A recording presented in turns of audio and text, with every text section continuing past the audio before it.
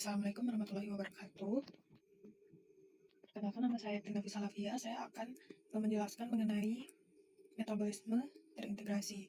Metabolisme terintegrasi merupakan suatu sistem yang menunjukkan keterkaitan erat antara metabolisme karbohidrat, lipid, dan protein dalam satu tubuh untuk mempertahankan keseimbangan energi dan homeostatis metabolik. Jalur-jalur metabolisme tersebut tidak berjalan secara terpisah, melainkan saling berhubungan melalui metabolik dan enzim kunci. Dengan pusat integrasi berada pada asetil-CoA dan siklus asam sitrat atau siklus TCA. Metabolisme karbohidrat diawali dengan proses glikolisis yang berlangsung di sitosol. Glukosa yang masuk ke dalam sel akan difosforilasi menjadi glukosa 6-fosfat oleh enzim heksokinase atau glukokinase. Senyawa ini kemudian diisomerisasi menjadi fruktosa 6-fosfat oleh fosfoglukoisomerase, lalu difosforilasi kembali oleh fosfofruktokinase 1 menjadi fruktosa 1,6-bifosfat. Enzim fosfofruktokinase 1 merupakan enzim pengatur utama glikolisis yang sangat peka terhadap status energi sel. Fruktosa 1,6-bifosfat selanjutnya dipecah menjadi aldolase menjadi gliseraldehida 3-fosfat yang dihidroksiaseton fosfat yang dapat saling dikonversi oleh enzim triose fosfat isomerase. Gliseraldehida 3-fosfat kemudian mengalami serangkaian reaksi hingga akhirnya menghasilkan pirufat melalui kerja enzim pirufat kinase. Lalu, pirufat yang dihasilkan dari glikolisis merupakan molekul penghubung yang penting antar jalur metabolisme. Dalam kondisi anaerob, pirufat direduksi menjadi laktat oleh enzim laktat dehidrogenase untuk mempertahankan regenerasi NAD+. Dalam metabolisme asam amino, pirufat dapat mengalami transaminasi menjadi alanin melalui enzim alanin aminotransferase. Sementara itu, pada kondisi aerob, pirufat akan diubah secara irreversibel menjadi asetil-CoA oleh kompleks enzim pirufat dehidrogenase yang berperan sebagai penghubung utama antara glikolisis dan siklus TCA. Selain glikolisis, glukosa 6-fosfat juga dapat dialihkan ke jalur pentosa fosfat atau HMP shunt. Jalur ini diawali oleh kerja enzim glukosa 6-fosfat dehidrogenase yang menghasilkan NADPH dan 6-fosfogluconolacton. NADPH sangat penting dalam reaksi biosintesis reduktif, seperti sintesis asam lemak dan kolesterol, serta berperan dalam sistem pertahanan antioksidan sel. Karbohidrat lain, seperti galaktosa dan fruktosa juga dapat masuk ke jalur metabolisme sentral. Galaktosa di metabolisme melalui fosforilasi oleh galaktokinase menjadi galaktosa 1-fosfat, kemudian diubah menjadi glukosa 1-fosfat oleh galaktosa 1-fosfat uridiltransferase. Glukosa 1-fosfat selanjutnya dikonversi menjadi glukosa 6-fosfat oleh fosfoglukomutase dan masuk ke jalur glikolisis atau glikogenesis.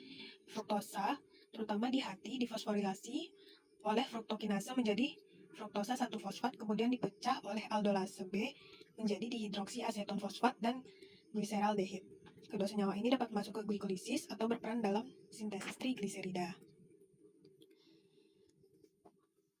Siklus asam sitrat merupakan pusat metabolisme seluler yang mengintegrasikan metabolisme karbohidrat, lipid, dan protein. Asetil-CoA yang terbentuk akan berkondensasi dengan oksaloasetat membentuk sitrat melalui enzim sitrat sintase. Sitrat kemudian diisomerisasi menjadi isositrat oleh enzim akonitase, lalu mengalami dekarboksilasi oksidatif menjadi alfa-ketoglutarat.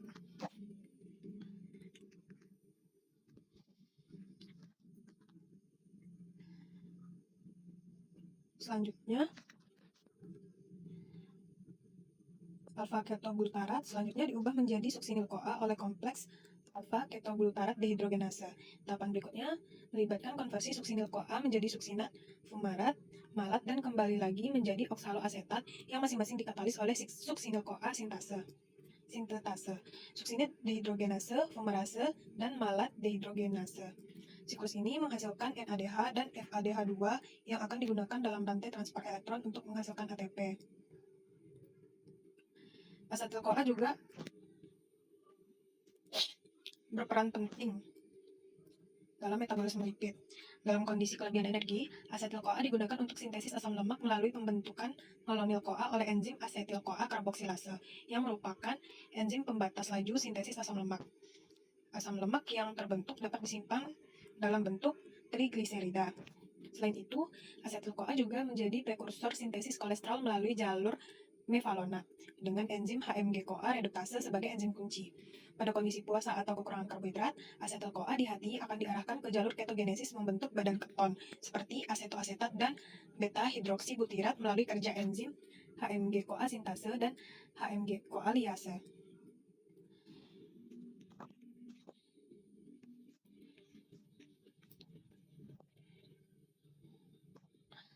Selanjutnya, metabolisme protein terintegrasi melalui deaminasi asam amino yang menghasilkan rangka karbon dan amonia. Rangka karbon asam amino dapat masuk ke metabolisme sentral sebagai pirufat.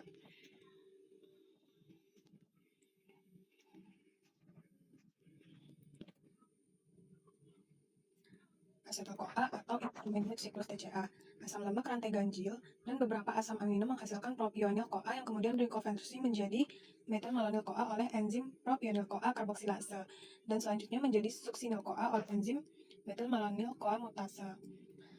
Amonia hasil deaminasi tadi bersifat toksik, sehingga kita harus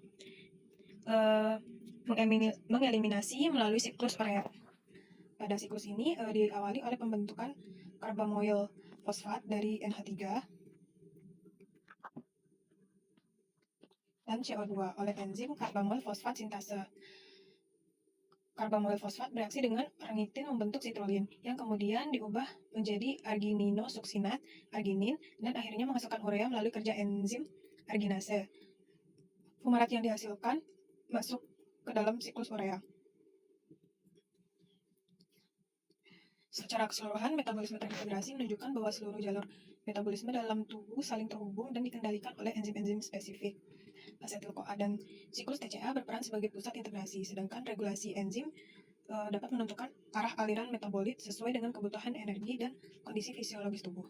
Sekian yang dapat saya jelaskan. Mohon maaf jika ada kesalahan. Assalamualaikum warahmatullahi wabarakatuh.